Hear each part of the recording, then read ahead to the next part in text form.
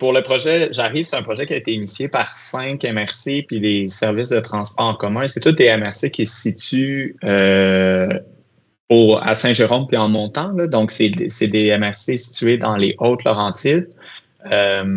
Donc, l'objectif, de mettre en place un projet de covoiturage, c'était d'offrir une solution de transport pour un vaste territoire qui n'est pas nécessairement si facile à desservir par des services de transport en commun traditionnels. Là. C'est très cher, puis ils n'ont pas nécessairement le volume pour justifier ce type de service-là. Donc, on voulait vraiment, c'est ça, tester un modèle de covoiturage pour des zones de plus faible densité. Puis on voyait ce secteur-là comme un secteur favorable à l'adhésion du covoiturage parce que il y a un très, très grand volume. Là, 92% des déplacements de navettage se font en auto. La plupart des personnes qui se déplacent en auto sont seules. Puis il n'y a pas un grand nombre de corridors routiers. Là. C'est vraiment concentré dans quelques routes et autoroutes. Donc, c'est ça, on voyait ce projet-là, ce territoire-là, comme une bonne occasion de tester du covoiturage.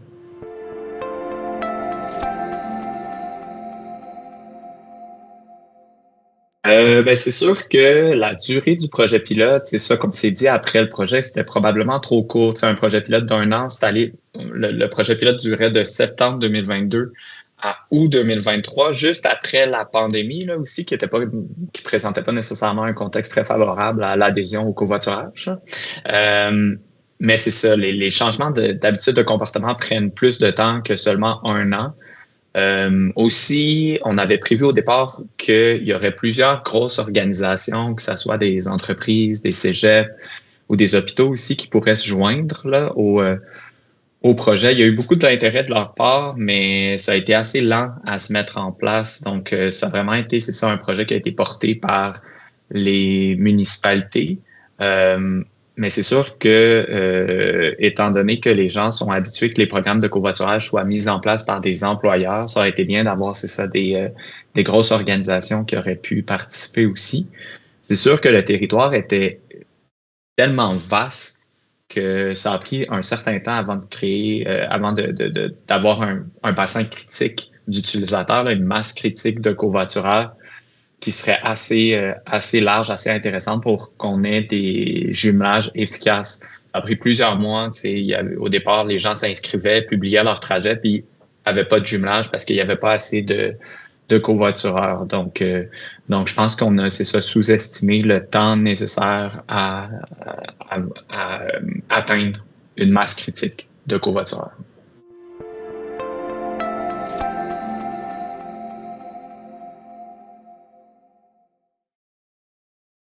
L'opportunité d'aller chercher une masse critique est plus importante à condition qu'il y ait une campagne de promotion réellement efficace qui soit mise en place. Là, pour le projet pilote de J'arrive, on a obtenu un financement pour une campagne de promotion, mais trop tard. Le projet pilote tirait à sa fin. Donc, c'est ça. Autrement, c'est sûr que c'est intéressant parce que c'est une vaste population. Là. C'est plus de 300 000 personnes qui habitent dans le territoire qui était desservi par ce programme-là, mais je pense que c'est encore plus efficace de commencer avec un pilote, possiblement à plus petite échelle, mais qui vient chercher rapidement une masse critique de covoitureurs, comme par exemple viser un secteur industriel où il y a plusieurs milliers de personnes qui y travaillent pour aller générer rapidement 1000 covoitureurs sur la plateforme, puis après ça, l'étendre pour un territoire plus vaste. Peut-être le faire sous ce type de phasage-là.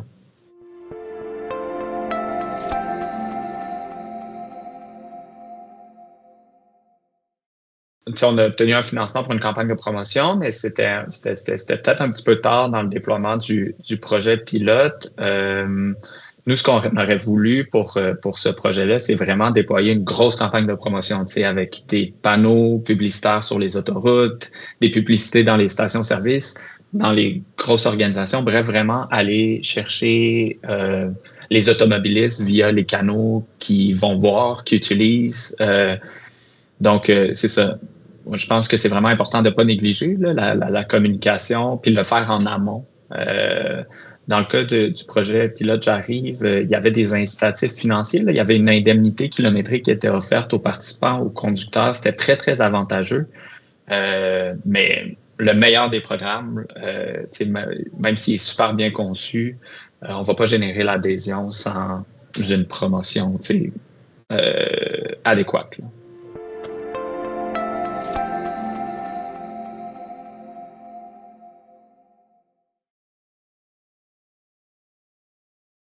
Je pense que c'est vraiment très facilement exportable comme projet, presque tel quel, dans les paramètres du programme. Moi, je recommanderais de conserver l'indemnité kilométrique. Là. C'est un excellent moyen. Le nerf de la guerre en covoiturage, c'est souvent d'aller chercher des conducteurs, pas nécessairement des passagers. Mais avec une indemnité kilométrique pour les conducteurs, ça nous permet vraiment, c'est ça, d'aller attirer des conducteurs. Dans le projet J'arrive, on avait plus de conducteurs que de passagers, fait à noter. Puis aussi pour des municipalités, ça peut être intéressant d'aller jumeler ça avec d'autres incitatifs intéressants, comme des voies réservées au covoiturage. Donc, c'est sûr que, c'est ça, ces paramètres de projet-là peuvent s'adapter en fonction du milieu d'insertion, là. Mais ce que je conseillerais, c'est ça, ce serait d'impliquer quand même une ou plusieurs grandes organisations du territoire, et ensuite plus de miser sur l'adaptation des messages clés de promotion du programme.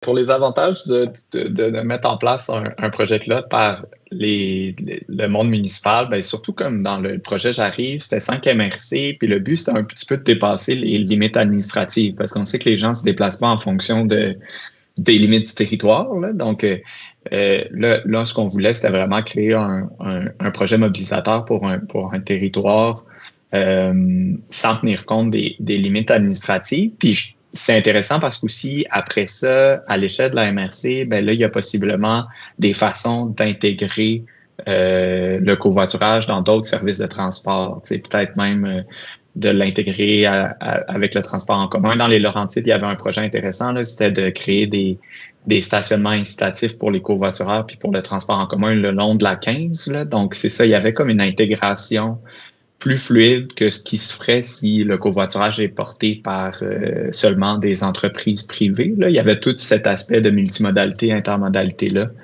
qu'on développait.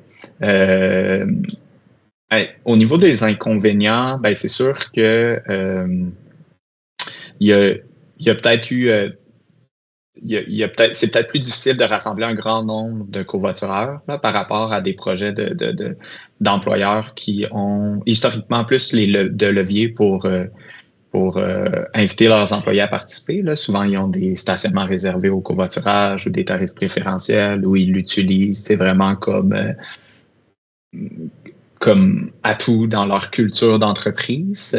Donc, c'est ça, c'était plus inhabituel venant des municipalités. Mais comme je l'ai dit, c'est ça, avec les voies réservées, avec les indemnités kilométriques, ben, les municipalités détiennent quand même de plus en plus des leviers intéressants pour favoriser le covoiturage.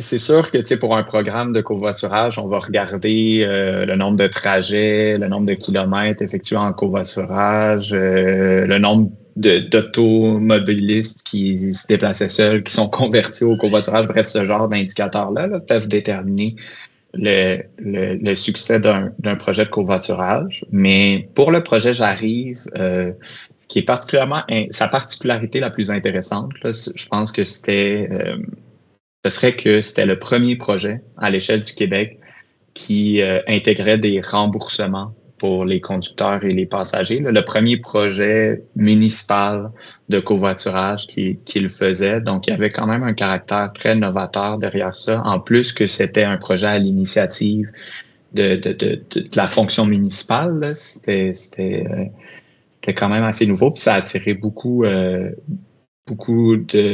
d'attention auprès d'autres municipalités et MRC.